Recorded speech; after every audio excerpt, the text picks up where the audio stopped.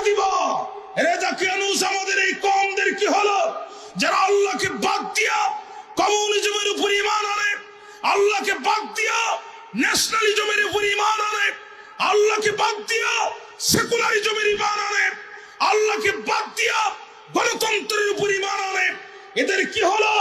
আল্লাহকে বাদ দিয়ে কোন ভেজাল সত্যকে রব বলে স্বীকৃতি দেওয়া যাবে যদি তাদের কাছে এই ডকুমেন্ট থাকে, লাউলা ইয়াতুনা আলাইহিম বিসুলতানিন বাইয়িন, তাহলে তারা সেটা পেশ করে না কেন?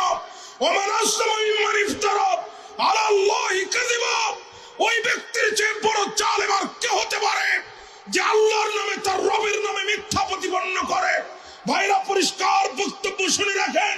আল্লাহকে বাদ দিয়ে গাছকে যারা সিজদা করে এরা যেমন মুশরিক, আল্লাহকে বাদ দিয়ে মাছকে যেমন সিজদা করে এরা যেমন মুশরিক, আল্লাহকে বাদ দিয়ে গরুর পায়ে যারা সিজদা করে এরা যেমন মুশরিক, আল্লাহর আইন বাদ দিয়ে মানব রচিত আইনের পিছনে যারা মিছিল, মিটিং, আন্দোলন আর সংগ্রাম